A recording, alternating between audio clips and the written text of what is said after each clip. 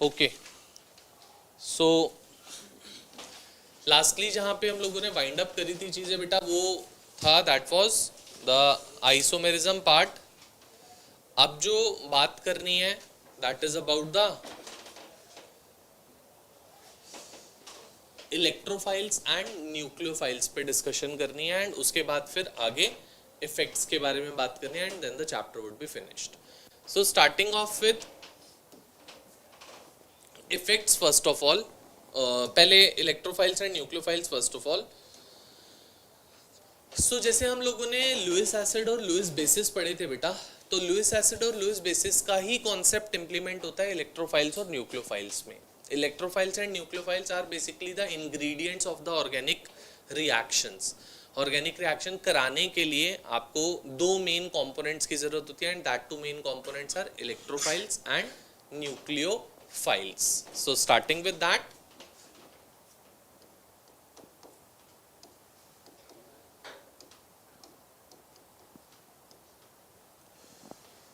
electrophiles and nucleophiles।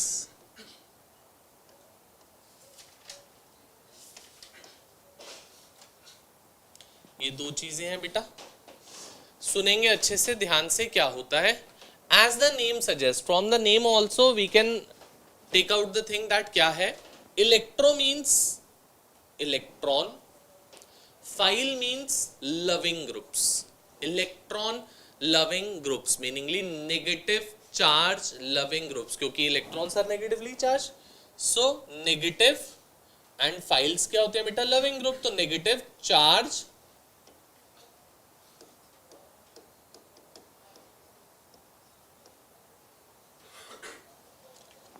Loving groups को हम क्या नाम देते हैं, इलेक्ट्रोफाइल्स। बेटा जो भी नेगेटिव चार्ज लविंग ग्रुप होगा वो इटसेल्फ वुड बी आ, खुद पे क्या चार्ज होगा, उस पे पॉजिटिव चार्ज होएगा। अगर वो नेगेटिव चार्ज लविंग ग्रुप है तो itself it would be having a positive charge, उस पे खुद पे क्या आएगा, पॉजिटिव चार्ज होगा। तो इलेक्ट्रोफाइल्स दो टाइप के होते हैं बेटा, एक आपके पास होते हैं positively charge electrophiles,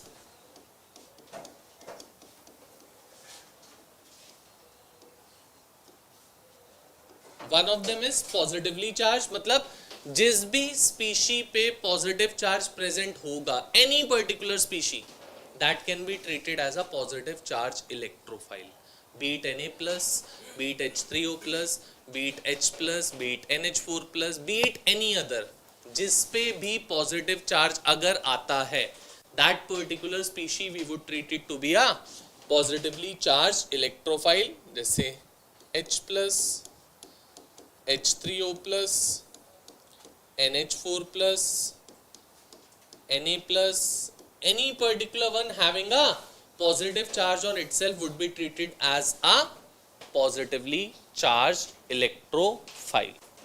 Second beta is neutral electrophile.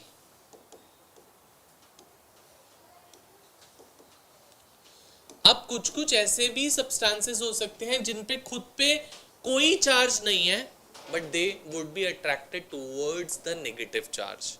जिन पे अपने ऊपर कोई चार्ज नहीं है but they would be attracted towards the negative charge. जो ऐसे स्पीशीज होंगे they would be given the name of the neutral electrophiles. जैसे फॉर एग्जांपल हम लोगों ने केमिकल बॉन्डिंग में लिमिटेशंस ऑफ ऑक्टेट रूल में एक चीज पढ़ी थी, लिमिटेड ऑक्टेट एग्जांपल्स, जिनमें सेंट्रल एटम का ऑक्टेट कंप्लीट नहीं होता। जैसे फॉर एग्जांपल BeCl2। बेटा बेरिलियम के आउटर मोस्ट शेल में 2 इलेक्ट्रॉन्स होते हैं और वो 2 बॉन्ड बना रहा है, टोटल 4 हो गए, बट ऑक्टेट कंप्लीट करने के लिए कितने चाहिए होते हैं, तो इसका ऑक्टेट तो कंप्लीट नहीं है, तो मतलब this would have the tendency to get attracted towards the negative charge, so it's a neutral electrophile. For example BeCl3। BeCl3 में बोरोन के पास आउटर मोस्ट शेल में 3 इलेक्ट्रॉन्स होते हैं और Cl के साथ वो 3 बॉन्ड बना रहा है, टोटल 6 इलेक्ट्रॉन्स हो गए, बट बोरोन को ऑक्टेट कंप्लीट करने के लिए कितने इलेक्ट्रॉन्स चाहिए होते हैं, 8 तो नहीं हो रहे इसके पास, तो इसका ऑक्टेट कंप्लीट नहीं है, meaningly it would be attracted towards the negative charge. So these are the examples which are not having any charge on to them, but they would be attracted towards the negative charge. That's why the name given to them is neutral electrophiles. Got it? आगे चले. Next बात आती है बेटा अब हम लोगों के पास, that is about the nucleophiles. ध्यान दोगे न्यूक्लियोफाइल्स में. अब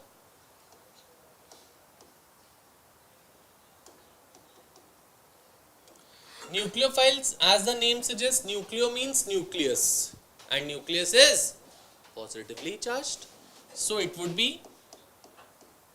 positive charge. and beta files का मतलब क्या है? loving groups. Positive charge loving groups को हम क्या नाम देते हैं? न्यूक्लियोफाइल्स का नाम देते हैं. कोई भी सब्सटेंस पॉजिटिव चार्ज के टूवर्ड्स कब अट्रैक्ट होगा? जब उस पे या तो नेगेटिव चार्ज हो, पहली चीज.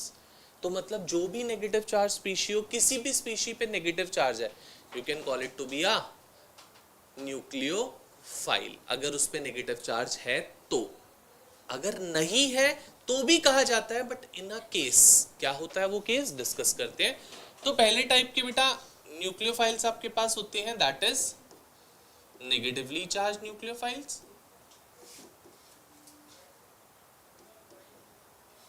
negatively charged species जैसे OH माइनस, जैसे NH2 माइनस, जैसे Cl minus, Br minus, all these are negative charge nucleophiles. and second बेटा एक और होते हैं जिनको हम बोलते हैं न्यूट्रल.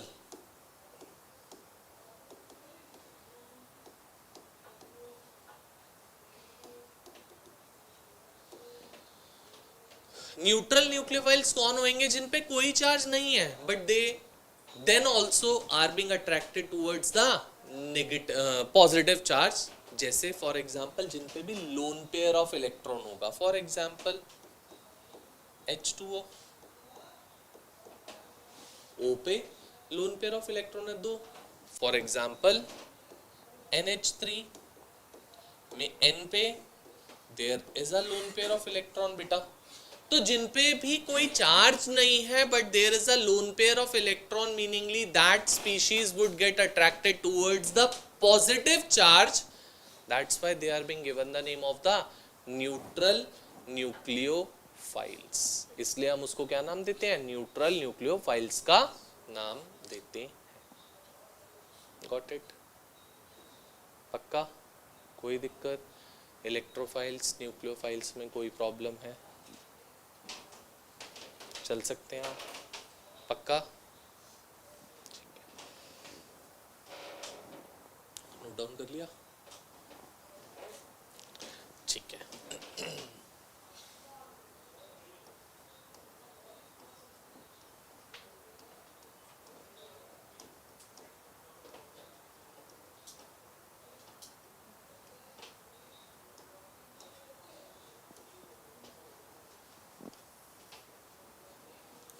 सो हमारे पास नेक्स्ट चीज आ रही है बेटा, बॉन्ड क्लीवेज इन कोवेलेंट कंपाउंड्स.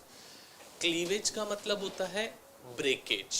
बॉन्ड को ब्रेक करने के 2 तरीके होते हैं in the organic compounds. There are 2 different ways. Covalent compounds में there are 2 different ways in which a bond can be broken. ठीक है, उन 2 तरीकों को हमको डिस्कस कर रहे हैं कि क्या होते हैं बेटा. तो first way is given the name of the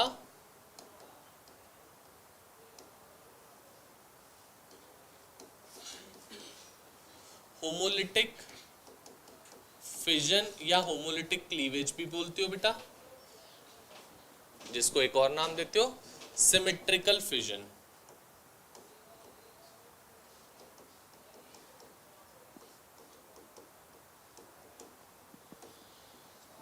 मतलब कहने का कि अगर 2 सिमिलर एटम्स के बीच में बॉन्ड ब्रेक हो रही है, जिन 2 एटम्स में कोई इलेक्ट्रोनेगेटिविटी डिफरेंस नहीं है. अगर आपको याद हो, हमने क्लासिफिकेशन में एक टॉपिक पढ़ा था given the name of electronegativity. Electronegativity क्या होती थी? किसी भी एक एटम की टेंडेंसी कि जो मान लो कि ये बॉन्ड बनी हुई है, इन दोनों में किसी भी एटम की टेंडेंसी कि यहाँ पे जो ये शेयर्ड पेयर ऑफ इलेक्ट्रॉन है, क्योंकि दो एटम्स के बीच में बॉन्ड बन रही है, तो there would be a shared pair of electron.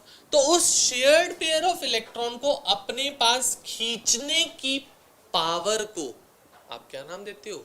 Electronegativity. The tendency of an atom to attract the shared pair of electron towards itself in a chemical bond formation या कोवेलेंट बॉन्ड फॉर्मेशन, कुछ भी बोल सकते हैं। Chemical bond formation में या covalent bond formation में इस शेयर्ड पेयर ऑफ इलेक्ट्रॉन को अपने पास खींचने की पावर को we call that to be the electronegativity.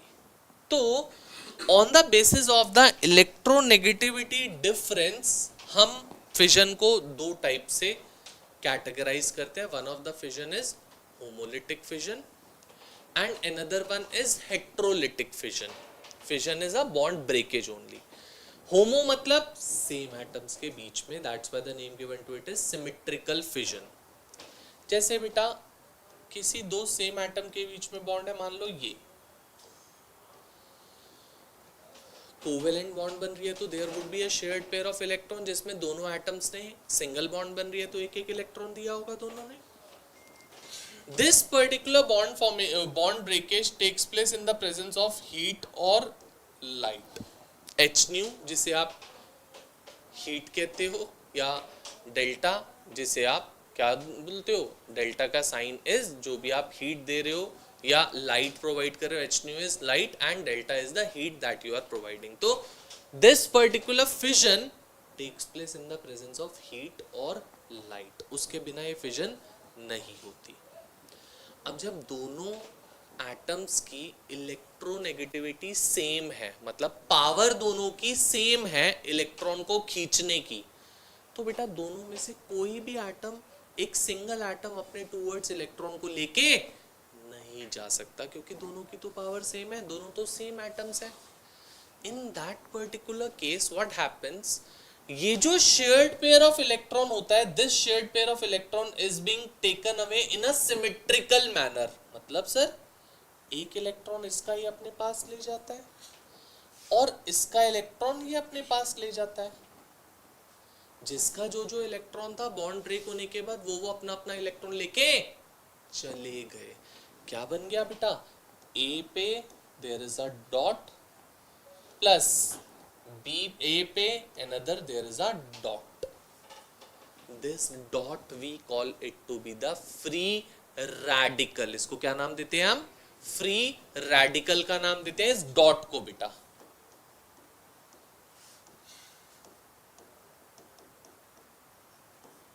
This dot I call it to be the free radical.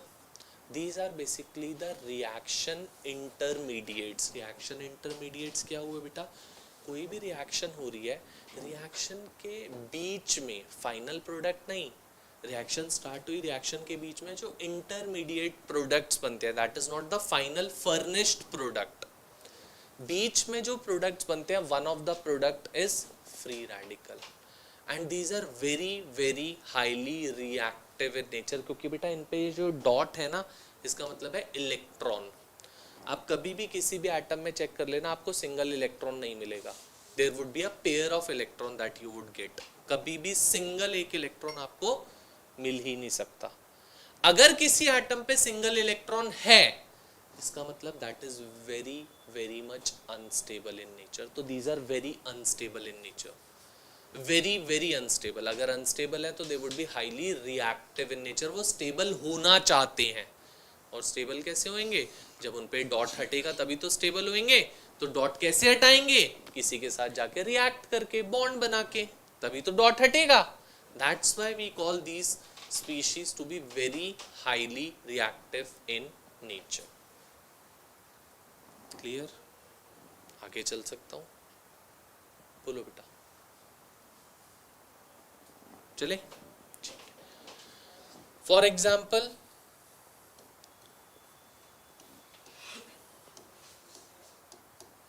Heat और लाइट के बिना ये चीज नहीं होती बेटा। यहाँ पे वही सेम चीज, जिसका जो इलेक्ट्रॉन था वो अपना इलेक्ट्रॉन लेके वापसी फिश लाइक एरो बनाया, क्या बन गया? Cl free radical plus Cl free radical, दो Cl के फ्री रेडिकल्स मिल गए आपको. For example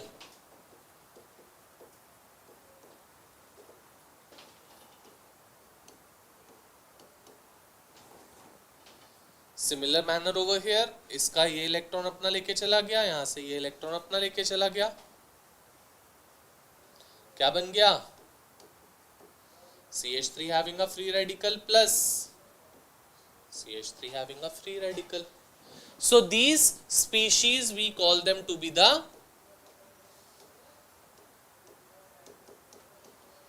and these are very highly reactive in nature.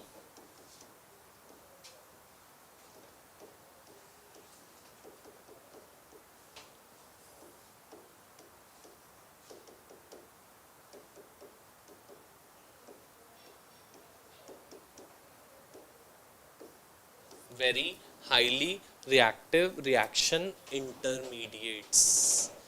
Reaction intermediates क्या होते हैं बेटा? जो रिएक्शन के बीच में चीजें बनती है. These are not the final finished products. बीच में बनते हैं, कुछ देर के बाद डिसअपियर हो जाते हैं क्योंकि बहुत ज्यादा रिएक्टिव होते हैं, किसी से रिएक्ट करके डिसअपियर हो गए, खत्म हो गए. तो these we call it to be free radicals. The ones which are having the dot on them we call that to be the free radicals. Clear with this? All of us जल्दी से note down करते हैं. Homolytic fission,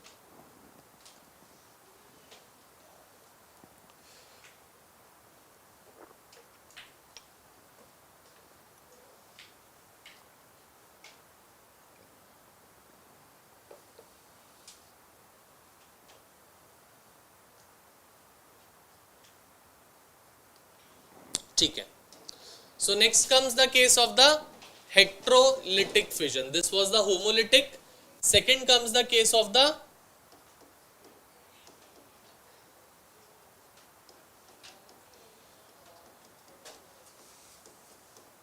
heterolytic fission.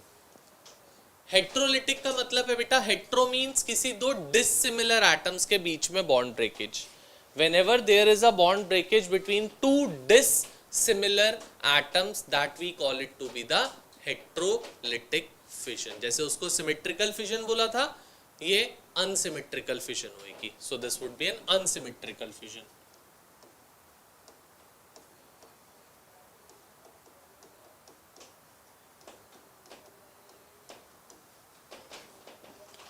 Unsymmetrical का मतलब ही है बेटा कि जो शेयर्ड पेयर ऑफ इलेक्ट्रॉन है वो किसी भी सिंगल एटम के पास इलेक्ट्रॉन्स नहीं जाएंगे. Out of the two atoms one of them would be there which would be more electronegative, which would be more reactive. वो क्या करेगा? शेयर्ड पेयर ऑफ इलेक्ट्रॉन को पूरा अपने पास लेके चला जाएगा. जैसे मान लो ए और बी के बीच में बॉन्ड है बेटा, शेयर्ड पेयर ऑफ इलेक्ट्रॉन तो होगा यहाँ पे, क्योंकि बॉन्ड बनी है तो होगा ही होगा. तो मैं कह रहा हूं कि यहाँ पे B is more electronegative than A. I am assuming that B ज्यादा इलेक्ट्रोनेगेटिव है. तो अगर B ज्यादा इलेक्ट्रोनेगेटिव है तो this shared pair of electron would go towards B, जिसकी वजह से क्या हो जाएगा? A पे प्लस चार्ज आ जाएगा और B पे माइनस चार्ज आ जाएगा, क्योंकि पूरा का पूरा इलेक्ट्रॉन पेयर, ये दोनों electrons are being taken away by B, because of which B is acquiring a negative charge and A is acquiring a, यहां पे मैं लिख भी देता हूं, B is more electronegative than A. B A से ज्यादा इलेक्ट्रोनेगेटिव है. सिमिलरली मान लो ये बॉन्ड है, अब मैं कह रहा हूं that A is more electronegative than B, तो this shared pair of electron would now go towards A, क्योंकि A ज्यादा इलेक्ट्रोनेगेटिव है बेटा. तो क्या हो जाएगा? A पे नेगेटिव चार्ज आ जाएगा और B पे, तो we would call that A is more electronegative than B. इतनी बात समझ में आ गई बेटा, बोलो। हाँ जी, ये किसी की प्रेजेंस में नहीं, क्योंकि ऑटोमेटिकली एक एटम ज्यादा रिएक्टिव है ना, कुछ चाहिए ही नहीं उनको। जो ज्यादा रिएक्टिव एटम है वो शेयर्ड पेयर ऑफ इलेक्ट्रॉन को अपने पास ले जाएगा बिना किसी चीज के, एक्सटर्नल चीज की प्रेजेंस में अपने आप ही ले जाएगा। उसके पास इतनी पावर खुद ही है, कुछ और चाहिए ही नहीं उसको। Got it? चले आगे। ठीक है, मान लो अब क्या है हमारे पास,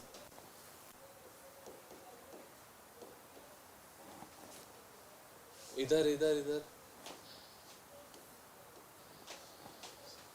CH3Cl। बेटा CH3Cl में क्या होगा, कार्बन और क्लोरीन के बीच में बॉन्ड्स होगी। ये वाली बॉन्ड जो है वो किसके बीच में है, हाइड्रोजन और H के बीच में, हाइड्रोजन और Cl के बीच में नहीं है। It is between carbon and chlorine. Out of carbon and chlorine which is more electronegative? तो that shared pair of electron between carbon and chlorine is being shifted towards the more electronegative atom, that is Cl, जिसकी वजह से क्या हो जाएगा बेटा, CH3 would be acquiring a and Cl would be acquiring a। कभी भी carbon पे अगर पॉजिटिव चार्ज आता है उसको हम क्या नाम देते हैं बेटा, क्या नाम देते हैं? कार्बोकैटिनेशन नहीं, कार्बोकेटायन। उसको आप क्या नाम देते हो, carbocation. Cations mean positive charge, और कार्बन पे पॉजिटिव चार्ज है तो name is carbocation. It's that simple. अब कार्बोकेटायन भी डिफरेंट डिफरेंट टाइप्स के हो सकते हैं। There could be a 1 degree carbocation, there could be a 2 degree carbocation, there can be a 3 degree carbocation. Sir एक degree क्या होती है हमें नहीं पता, सीखते हैं ना क्या होती है। इधर ध्यान दोगे सब। डिग्री अगर हम बोलते हैं जैसे CH3 C CH3 CH3 CH3 C CH3 CH3 CH2। I have shown 3 carbocations over here, this, this and this। जिस कार्बन पे भी पॉजिटिव चार्ज है उस पे चेक करो और कितने कार्बन एटम डायरेक्टली अटैच हो रखे हैं। डायरेक्टली मतलब सर इस कार्बन पे पॉजिटिव चार्ज है बेटा, इसके साथ ये कार्बन, ये कार्बन, ये carbon, all 3 are directly attached. कितने कार्बन डायरेक्टली अटैच्ड है? So it would be a 3 degree और टर्शरी कार्बोकेटायन। 3 डिग्री और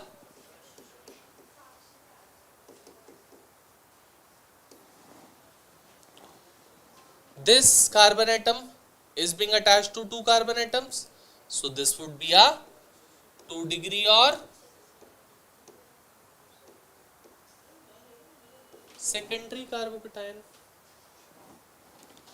Carbon having a positive charge is being attached to 1 carbon atom, so this would be a 1 degree or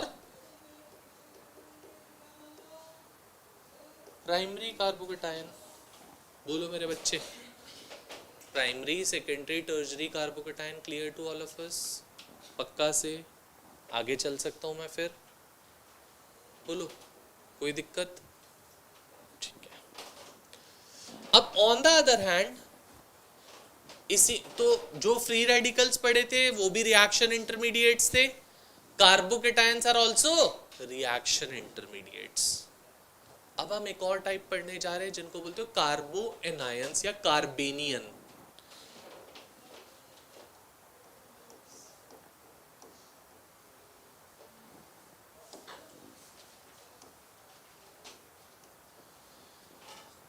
CH3Cu, अगर मैं CH3Cu को check करता हूं बेटा तो यहां पे कार्बन और कॉपर के बीच में बॉन्ड है बेटा।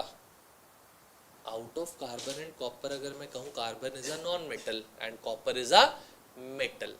मेटल नॉन मेटल में से more electronegative is non metals, क्योंकि metals are electro positive species, non metals are electro negative species. तो बेटा ये जो शेयर्ड पेयर ऑफ इलेक्ट्रॉन होगा that would be shifted towards the non metal that is carbon, जिसकी वजह से क्या हो जाएगा CH3 a negative charge plus Cu a positive charge. This we call it to be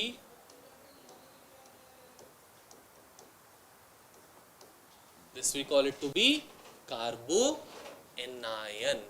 क्या बोलते हो इसको? कार्बो एनायन। समझ गए? पक्का? आगे चलूं? ठीक है। जैसे कार्बोकेटायंस की डिग्री पढ़ी बेटा, कार्बो एनायंस की भी डिग्री होती है सिमिलर मैनर में।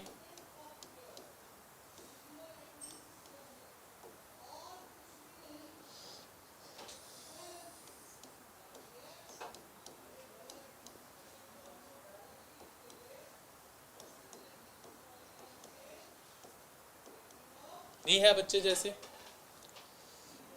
मुझसे पूछ बेटा, मैं बताता हूँ, बोलो। Over here there is a bond between carbon and copper. Carbon और कॉपर में से बेटा मोर इलेक्ट्रोनेगेटिव कौन है? जो भी नॉन मेटल होएगा। नॉन मेटल कौन है? कार्बन। तो that shared pair of electron would be shifted towards the more electronegative atom which is carbon. तो that is being shifted towards C, जिसकी वजह से क्या हुआ? CH3 पे नेगेटिव चार्ज आ गया और Cu पे। सो जब भी कार्बन पे नेगेटिव चार्ज आता है we call it to be carbo anion और कार्बेनियन, दोनों नाम होते हैं उसके। And it is also a reaction intermediate. So there are 3 reaction intermediates, free radical, carbocation, carbo anion, and all 3 are very highly reactive in nature and they are being formed in the intermediate of the reaction. They are not the final products. They are being formed in between the reaction. Got it? अब मैंने degree बना के दिखाने की कोशिश करी तीनों की। तो carbon is being having a negative charge is being attached with 3 other carbon atom directly. So this is a और tertiary कार्बो anion. This is being attached to 2, this is 2 degree or secondary carbo anion, and this is being attached to 1, so this is 1 degree or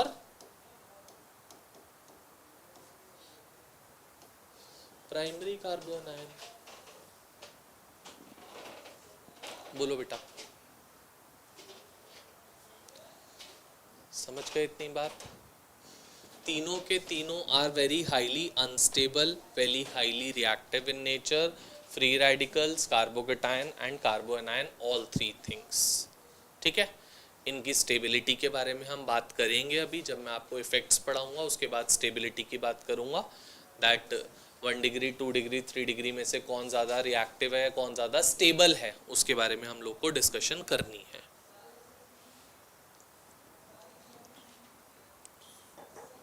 चलें, अगर हो गया तो note down करो जल्दी से।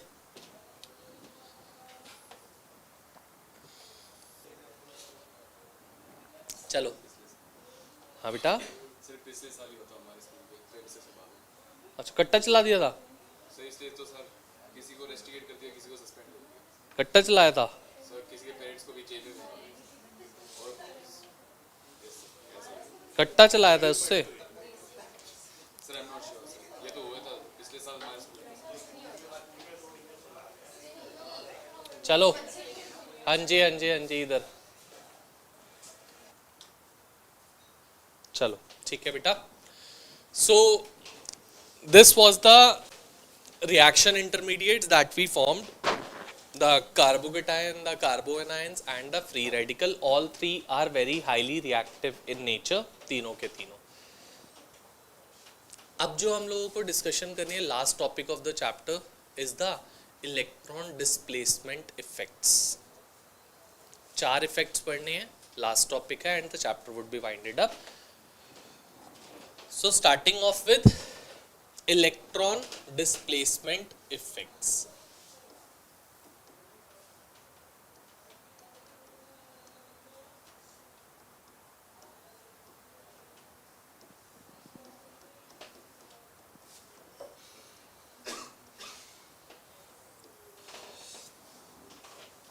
ध्यान से सुनेंगे बेटा, इधर सबसे important part of the chapter यही है जो सबसे ज़्यादा आपको तंग करता है, सबसे मुश्किल चीज़ जो आपको लगती है, पेपर में सबसे ज़्यादा जो आता है, 12th में हर जगह जो यूज़ होएगा, that is electron displacement effects. 4 effects हैं, चारों इफेक्ट आपके हर चैप्टर में आएंगे, हर चैप्टर में जिसे बोलते हैं। तो प्लीज़ कान खोल के, दिमाग खोल के, आंखें खोल के अच्छे से सुनना, देखना, समझना, बहुत इंपॉर्टेंट चीज़ें हैं, ठीक है। स्टार्टिंग ऑफ विथ सबसे पहला इफेक्ट बच्चा, that is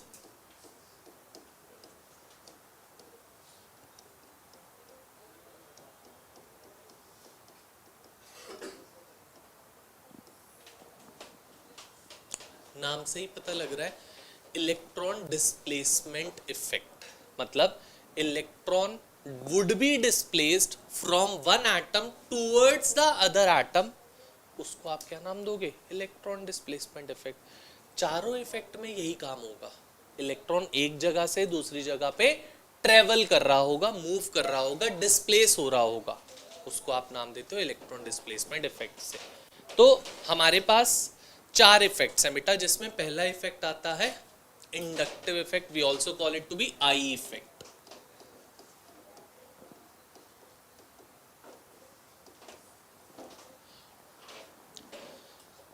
This is basically an electron displacement effect which is being caused by a atom or a group of atom being attached to a carbon chain.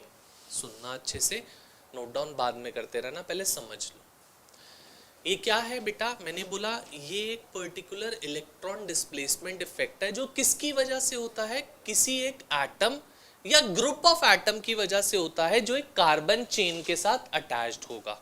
कोई भी एक single atom attached हो या एक group of atom attached हो carbon chain के साथ, उस एटम या ग्रुप ऑफ एटम की वजह से जो इफेक्ट होता है उस इफेक्ट को हम नाम देते हैं बेटा इलेक्ट्रॉन डिस्प्लेसमेंट इफेक्ट में इंडक्टिव इफेक्ट। जैसे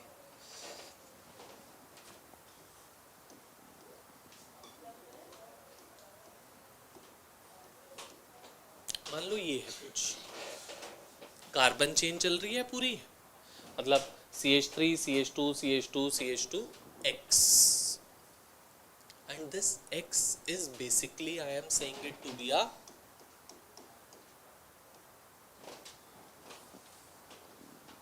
क्या लिखा मैंने, EWG ग्रुप, मतलब इलेक्ट्रॉन विड्रॉइंग ग्रुप। ये एटम या ग्रुप ऑफ एटम एक ऐसा एटम है जो इलेक्ट्रॉन खींचने की पावर रखता है, जिसके पास इलेक्ट्रॉन विड्रॉइंग कैपेसिटी है, इलेक्ट्रॉन विड्रॉइंग टेंडेंसी है। किससे खींचेगा? इस कार्बन चेन से खींचेगा। कैसे खींचेगा? ये देखो, ये बेटा अगर मोर इलेक्ट्रॉन नेगेटिव है, हम कह रहे हैं इलेक्ट्रॉन विड्रॉइंग ग्रुप है, तो ये क्या करेगा, इन दोनों कार्बन में से जो शेयर्ड पेयर ऑफ इलेक्ट्रॉन है उसको अपने टुवर्ड्स खींचने की कोशिश करेगा। खींच रहा है, ले नहीं रहा, पूरा गेन नहीं कर रहा, विड्रॉ कर रहा है। मैंने नाम भी लिखा है विड्रॉइंग, डिस्प्लेसमेंट। गेनिंग और लूजिंग की बात तो नहीं लिखी ना यहाँ पे कहीं पर भी। विड्रॉ कर रहा है, डिस्प्लेस कर रहा है, थोड़ा सा अपने टुवर्ड्स ले आया उस शेयर्ड पेयर ऑफ इलेक्ट्रॉन को, जिसकी वजह से इसके ऊपर क्या आ गया, डेल्टा नेगेटिव चार्ज। डेल्टा का मतलब होता है बेटा 1 से छोटा, 1 से छोटा negative charge. That can B 0.1, that can B 0.2, 0.05, 0.5, 0.7, anything 1 से छोटा, क्योंकि इलेक्ट्रॉन गेन नहीं हो रहा, लूज नहीं हो रहा। अगर इलेक्ट्रॉन गेन और लूज होता है तब एक प्लस या एक माइनस आता है, बट अगर शिफ्ट हो रहा है तो प्लस माइनस नहीं आता, डेल्टा चार्ज आता है, डेल्टा पॉजिटिव, डेल्टा नेगेटिव। तो जितना इस पे डेल्टा नेगेटिव आएगा उतना ही इस पे डेल्टा, ठीक है। अब इस वाले ग्रुप का इफेक्ट खाली यहीं पर नहीं होगा, यहां पे भी होगा, बट इफेक्ट कम होता जाएगा दूर जाते जाते। यहां से भी खींचेगा, बट यहां पे जो विड्रॉइंग पावर होगी वो कम होगी compare to that of over here, जिसकी वजह से यहाँ पे और छोटा पॉजिटिव चार्ज आ जाएगा, डेल्टा डेल्टा पॉजिटिव। यहां से भी खींचेगा बट यहां पे और इफेक्ट कम हो जाएगा, जिसकी वजह से चार्ज और छोटा हो जाएगा, that is delta delta delta. हाँ बच्चे ये भी डेल्टा ही है बच्चा, और छोटा होता जा रहा है। मान लो अगर पहले वाले में 0.5 था, पीछे आया तो 0.2 हो गया, और पीछे आया 0.1 हो गया, और पीछे आया 0.01 हो गया, कम होता जाएगा वो डेल्टा वाला चार्ज, उसका मैग्नीट्यूड कम होता जाएगा। यहां से भी खींचेगा, यहाँ पे और छोटा चार्ज आएगा बेटा, that is delta delta delta delta positive. Delta का साइन है ये, डेल्टा एक वो वाला ट्रायंगल वाला डेल्टा भी होता है कि ये भी डेल्टा होता है, इसको भी डेल्टा बोलते हैं। ऑलमोस्ट फोर्थ एटम तक आते आते चार्ज डिमिनिश हो जाता है, जीरो हो जाता है, खत्म हो जाता है, मतलब इसका इफेक्ट यहाँ तक आते आते ऑलमोस्ट बिकम्स जीरो। ये जो इलेक्ट्रॉन विड्रॉइंग इफेक्ट होता है, इसको हम नाम देते हैं बेटा माइनस आई इफेक्ट और नेगेटिव इंडक्टिव इफेक्ट। विड्रॉइंग वाले इफेक्ट को माइनस आई इफेक्ट, क्यों? क्योंकि उस ग्रुप पे क्या चार्ज आ रहा है, जिस ग्रुप की वजह से इफेक्ट हो रहा है उस पे क्या चार्ज आया, that's why the name given to it is minus I effect. बात समझ गए? अगर मैं विड्रॉइंग ग्रुप्स की बात करता हूं तो बेटा X कौन कौन हो सकता है, it could be NO2, it could be CN, it could be COOH, it could be any of the halogens.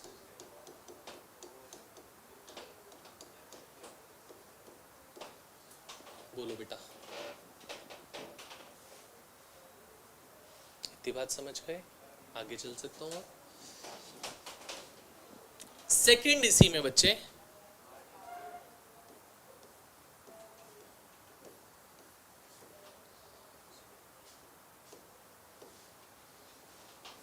CH3 group attach हो रखा है, या C2H5 हो रखा है, या C3H7 हो रखा है, या एनी अदर ग्रुप अटैच हो रखा है, कोई भी एल्काइल ग्रुप अटैच हो रखा है, are group.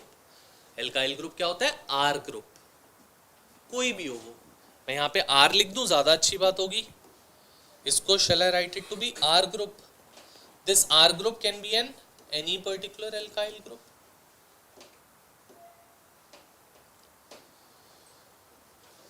R group can be any particular alkyl group, and this R group is a EDG group, electron donating group. ठीक है? अब ये आर ग्रुप क्या है बेटा, जिसकी टेंडेंसी है इलेक्ट्रॉन डोनेट करने की, देने की, लेने की टेंडेंसी नहीं है। तो ये आर ग्रुप क्या करेगा, कार्बन चेन पे इलेक्ट्रॉन को देगा, डोनेट करेगा। अगर ये बेटा इस कार्बन चेन पे इलेक्ट्रॉन को डोनेट करेगा तो खुद पे क्या चार्ज आ जाएगा, और जिस पे दे रहा है उस पे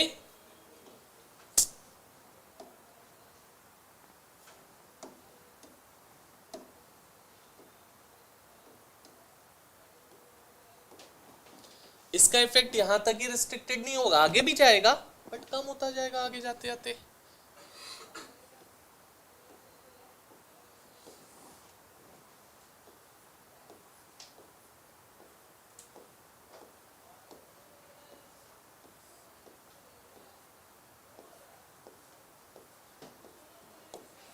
बोलो बेटा, जितना दूर जाते जाएंगे उतना इफेक्ट डिमिनिश होता जाएगा, और फोर्थ कार्बन तक आते आते इफेक्ट ऑलमोस्ट नलीफाई हो जाता है, जीरो हो जाता है। This R group can be any particular R group. R group can be a C4H9 group. R group can be C3H7 group. R group can be C2H5 group. R group can be, जितना बड़ा alkyl group होगा उतना ज़्यादा उसका withdrawing effect होगा। तो इसका सबसे हाईएस्ट, फिर इसका, फिर इसका, फिर इसका। बात समझ गए? हाँ या ना? क्लियर? हाँ जी सर, पक्का? अब मैं वापसी से जा रहा हूँ, अभी अभी जो इससे पहले मैंने आपसे बात करी कार्बोकेटायंस और कार्बो एनायंस के बारे में। हमने बोला वो बहुत ज़्यादा रिएक्टिव इन नेचर होते हैं, अनस्टेबल होते हैं। उनकी रिएक्टिविटी हमको डिस्कस करेगा कौन? Inductive effect. ये देखो,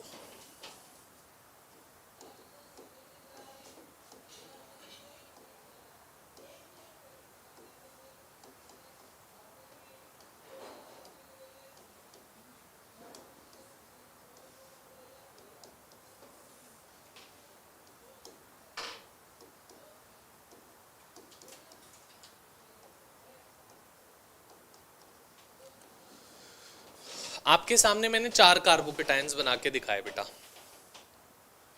3 degree, 2 degree, 1 degree and methyl carbocation, जिसकी कोई डिग्री नहीं होती है, हम उसको 0 डिग्री भी नहीं बोलते, इट्स अ मिथाइल कार्बोकेटायन बस।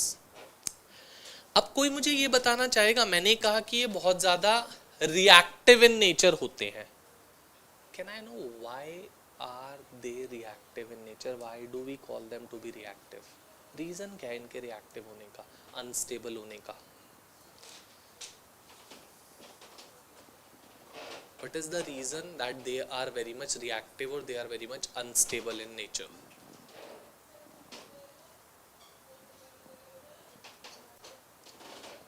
ठीक है, मान लेते हैं क्योंकि उन पे सर चार्ज है। बेटा पॉजिटिव चार्ज होने से अगर आप चेक कर रहे हो तो उसकी वैलेंसी इफेक्ट हो रही है। इस कार्बन को चेक करो, कितनी बॉन्ड्स बनी हुई है? होनी कितनी चाहिए? 4 होनी चाहिए, बट उसमें से तो 3 ही बनी है, तो मतलब it would be highly reactive in nature. तो इनकी रिएक्टिविटी इसलिए है क्योंकि उनकी वैलेंसी सेटिस्फाई नहीं हो रही because of that positive charge on them. तब eventually we need to stabilize their charge. जितना जल्दी अगर आप उनके चार्ज को स्टेबलाइज कर दोगे उतना ज्यादा वो स्टेबल हो जाएंगे। इधर इधर, हाँ जी सर, यहाँ पे वहां लिखा हुआ ही है, वो कहीं नहीं जा रहा। जितना जल्दी मैं उनके चार्ज को स्टेबलाइज कर दूंगा उतना ज्यादा ये स्टेबलाइज हो जाएंगे। ठीक है, ये वाले ग्रुप्स जो है, ये और ये ग्रुप्स कौन से ग्रुप्स हैं? Alkyl groups that are methyl groups, and alkyl groups are all electron donating group. तो मतलब ये क्या करेंगे? They would donate the electron density किस पे? On that particular carbon atom जिस पे पॉजिटिव चार्ज है। तो ये वाला ग्रुप इधर डेंसिटी को डोनेट करेगा, ये वाला ग्रुप इधर डेंसिटी को डोनेट करेगा, ये वाला ग्रुप इधर डेंसिटी को डोनेट करेगा, जिसकी वजह से डेंसिटी डोनेट करने का मतलब नेगेटिव चार्ज डोनेट कर रहा है। अगर उस कार्बन पे पहले से पॉजिटिव चार्ज है और बहुत सारे नेगेटिव चार्ज डोनेट करने वाले ग्रुप्स उस पे आ गए, यहाँ पे 3 ग्रुप्स है, इधर 2 ग्रुप्स, इधर 1 ग्रुप और लास्ट में कोई है ही नहीं, तो सबसे पहले पॉजिटिव चार्ज कहां पे न्यूट्रलाइज होएगा? जहां पे सबसे ज्यादा ग्रुप्स है, फिर थोड़ा कम, फिर थोड़ा कम, फिर जिसमें है ही नहीं कोई ग्रुप। तो कैन आई से दैट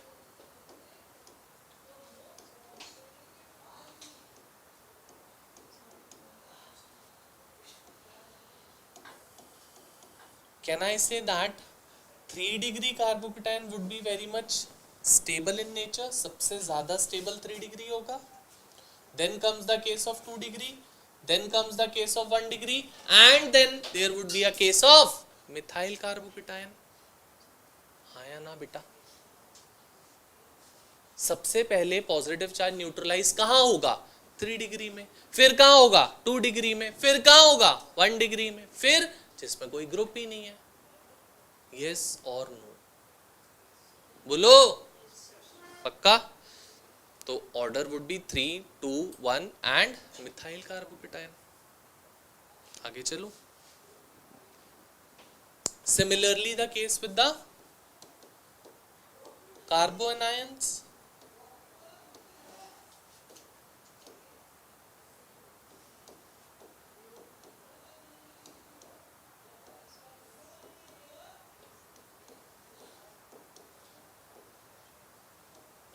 ये है बेटा इसमें भी इलेक्ट्रॉन डोनेटिंग ग्रुप्स ही हैं, बट कार्बो एनायंस अनस्टेबल क्यों है? क्योंकि उनपे नेगेटिव चार्ज है, पहले से ही उनपे एक्सेसिव चार्ज है। अगर एक्सेसिव चार्ज है जिसकी वजह से वो अनस्टेबल हैं और वहां पे आपने इलेक्ट्रॉन डोनेटिंग ग्रुप लगा दिए और नेगेटिव चार्ज देने वाले ग्रुप लगा दिए, तो सबसे ज्यादा नेगेटिव चार्ज इंटेंसिफाई हो जाएगा किसमें? फिर किसमें? और फिर तो मतलब सबसे कम नेगेटिव चार्ज कहां है? तो सबसे ज्यादा अनस्टेबल कौन हुआ? 1 डिग्री। और स्टेबल कौन हुआ? 1 डिग्री। और अनस्टेबल कौन हुआ?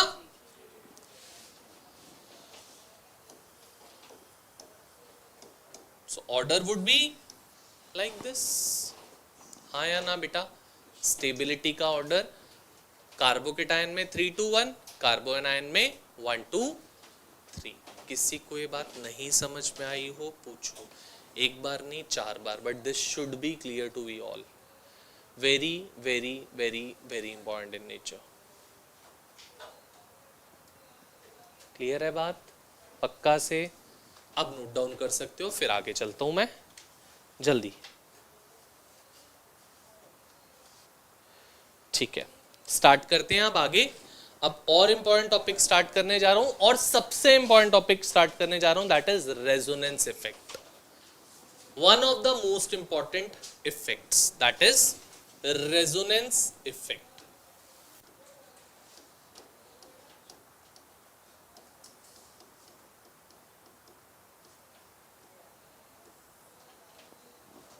जिसको हम एक और नाम देते हैं बेटा आर इफेक्ट का।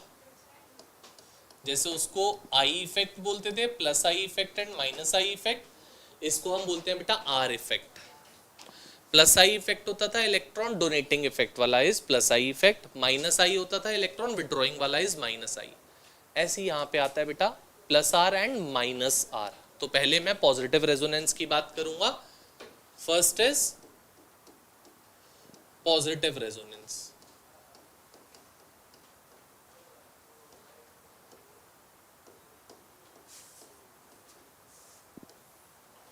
जिसको आप बोलते हो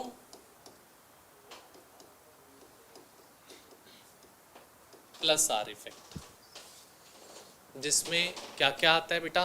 that is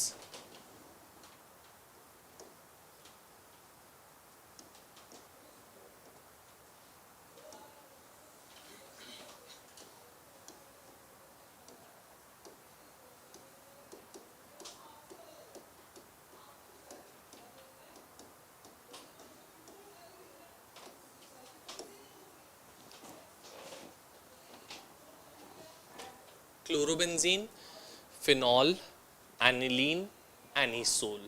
These are the examples of positive resonance group. अब सबका पेन नीचे होना चाहिए, कोई कुछ नहीं लिखेगा, मेरे साथ सीखोगे। 2 एग्जाम्पल्स मैं इसमें सिखा रहा हूँ, मेरे साथ सीखोगे अच्छे से होता क्या है, क्योंकि ये तुमको सबसे ज्यादा तंग करता है। This is one of the effects. Inductive बहुत आसान है, इलेक्ट्रोमेरिक बहुत आसान है, हाइपर कॉन्जुगेशन भी बहुत आसान है। The difficult one is resonance. ये हमने केमिकल बॉन्डिंग में भी पढ़ा था, अगर तुम्हें याद होगा, रेजोनेंस वहां पे भी मैंने आपको पढ़ाया था। अब ये होता क्या है रेजोनेंस? पहली बात तो ये आती है,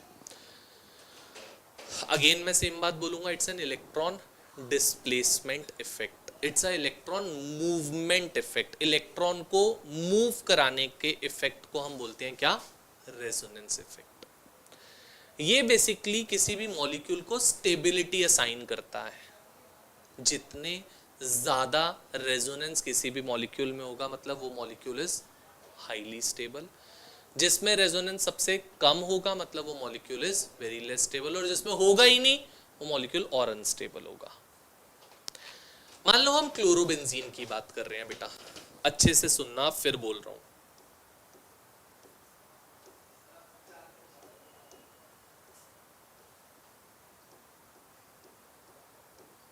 यही होगा बेटा क्लोरोबेंजीन।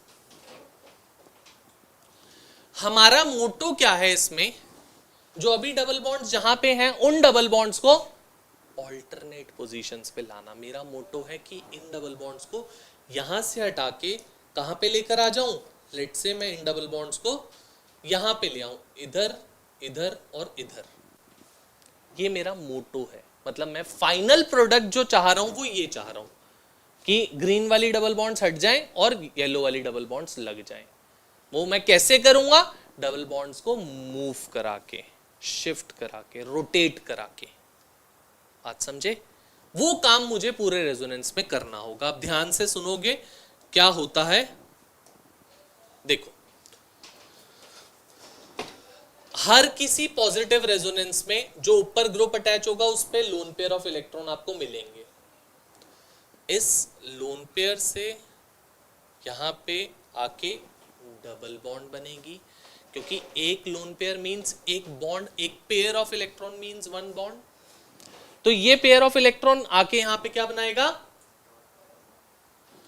और ये वाली डबल बॉन्ड बाहर आके यहां पे क्या बनाएगी? Negative charge. क्या बनाएगी? Negative charge. जहां से इलेक्ट्रॉन निकलेगा वहां पे पॉजिटिव चार्ज आएगा, जहां पे इलेक्ट्रॉन जाएगा वहां पे, ये बात समझते हो? ठीक है, आओ क्या बन जाएगा?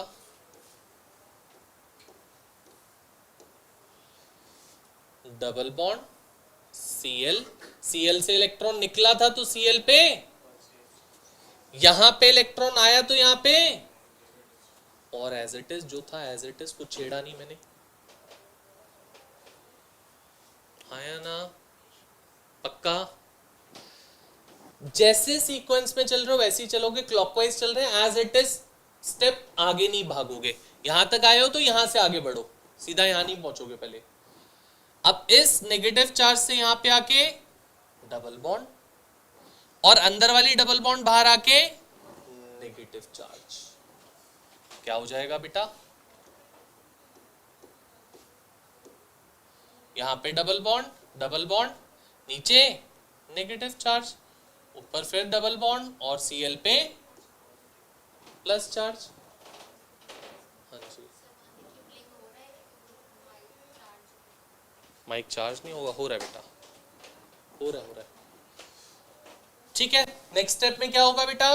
This negative charge comes and forms a double bond here, and this double bond comes outside and forms a negative charge again. क्या हो जाएगा?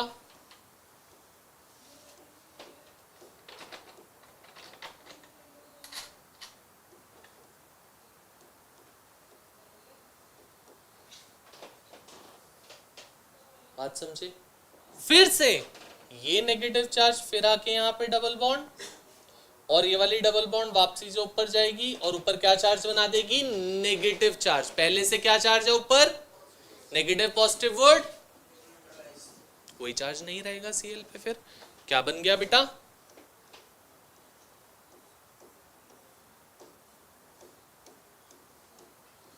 क्या जो हमारा टारगेट था हम वहां पहुंच गए? हाँ या ना? ठीक है, अब इसका इक्विवेलेंट स्ट्रक्चर बनाते हैं हम, इन सब का इक्विवेलेंट स्ट्रक्चर। ये तो है ही है।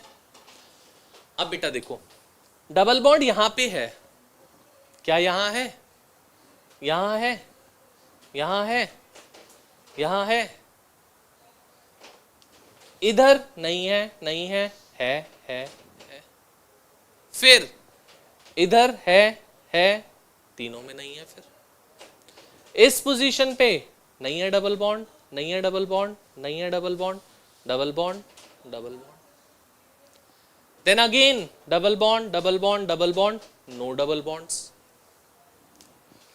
No double bond, no double bond, no double bond, no double bond, फिर डबल बॉन्ड आ गई, और ऊपर single double double double single. कहीं पर भी अगर आप देख रहे हो तो परमानेंट डबल बॉन्ड नहीं है। जब परमानेंट डबल बॉन्ड नहीं होती तो बेटा we show it by a partial double bond, and that partial double bond is shown by अ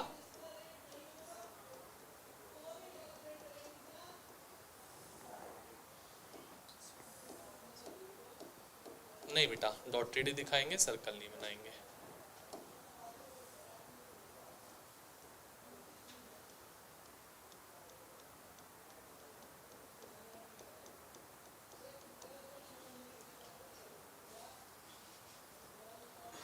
अब अगर मैं चार्ज देखूं बेटा, तो चार्ज भी कहीं पर परमानेंट नहीं है, no charge, positive positive positive, फिर no charge.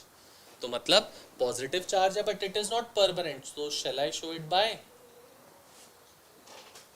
Delta positive. Delta का मतलब होता है परमानेंटली पॉजिटिव नहीं है, कभी है कभी नहीं है वाला पॉजिटिव। नेगेटिव भी ऐसे ही है। पहली बात तो इन दो पोजीशंस पे कभी नेगेटिव है ही नहीं, ये वाली दो पोजीशंस आप किसी में भी चेक कर लो, मेटा पोजीशंस किसी भी स्ट्रक्चर में चेक कर लो, मेटा पे नेगेटिव चार्ज दिखेगा ही नहीं। क्या दिख रहा है मुझे बताओ पहले तो, किसी भी स्ट्रक्चर में।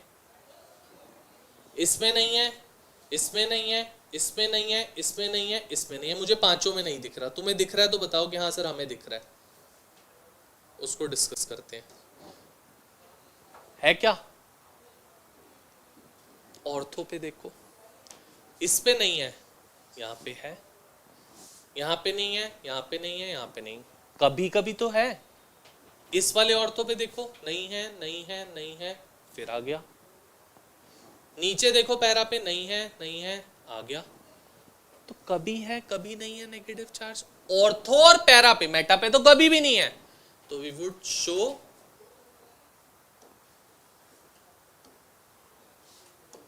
बोलो बेटा।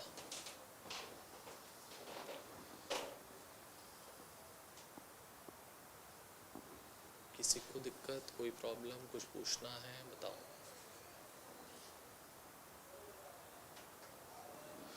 चलें आगे? बिल्कुल बेटा, समझ गए। और एग्जांपल एक बताता हूँ और क्लियरिटी मिलेगी थोड़ी सी, सेम काम होगा फिर। अब मैं फिनॉल की बात कर रहा हूँ, देखो इधर,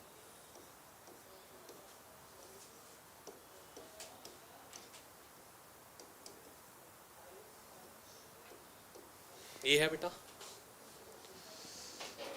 काम फिर वही होना है, लोन पेयर से डबल बॉन्ड से नेगेटिव चार्ज, सब जगह वही काम चलेगा। सो इस लोन पेयर से डबल बॉन्ड बाहर आके नेगेटिव चार्ज।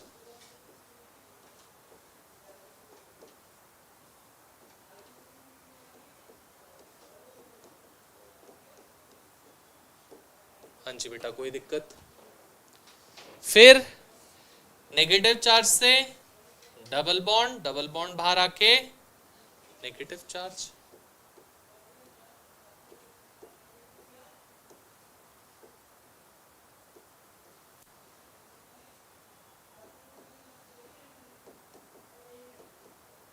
फिर बेटा नेगेटिव चार्ज से डबल बॉन्ड बाहर आके नेगेटिव चार्ज।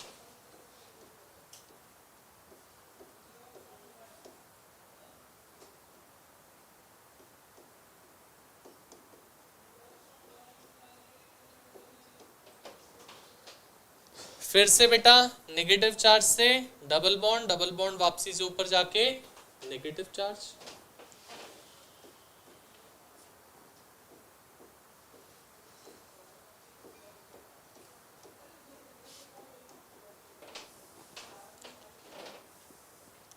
अब इसका इक्विवेलेंट स्ट्रक्चर बनाना है। भरत मैं मिटा दूंगा बेटा अभी इसको,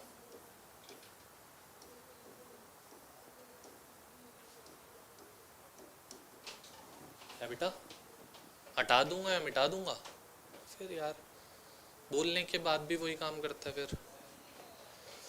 फिर से वही बेटा पार्शियल डबल बॉन्ड वाला चीज, क्योंकि परमानेंट डबल बॉन्ड कहीं नहीं है, परमानेंट नेगेटिव चार्ज या पॉजिटिव चार्ज कहीं नहीं है। सो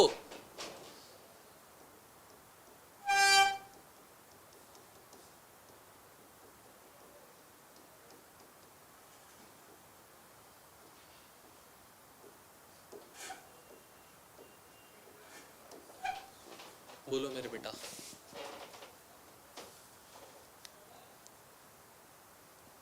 कोई दिक्कत, कुछ पूछना है? पक्का से कोई प्रॉब्लम नहीं?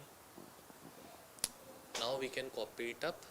ध्यान से देख कर करोगे, रटना मतलब आंख बंद करके कॉपी नहीं करना है, समझ के एक एक पॉइंट कहाँ से कहाँ पे बॉन्ड जा रही है वो काम करना है। 5 मिनट एक्स्ट्रा लेके करो बट अच्छे से करो। और इन दोनों का तुम्हारे लिए छोड़ूंगा, इसलिए ये दोनों अगर आते होंगे तो ही नेक्स्ट 2 कर पाओगे। एनिलीन होता है ये बेटा,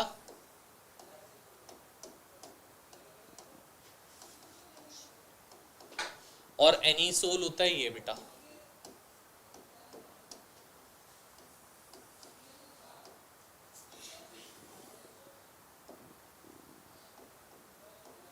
this is anisole, aniline anisole. Clear? ठीक है, जल्दी से कॉपी करना स्टार्ट करते हैं, समझ के ध्यान से अच्छे से, गो फॉर इट।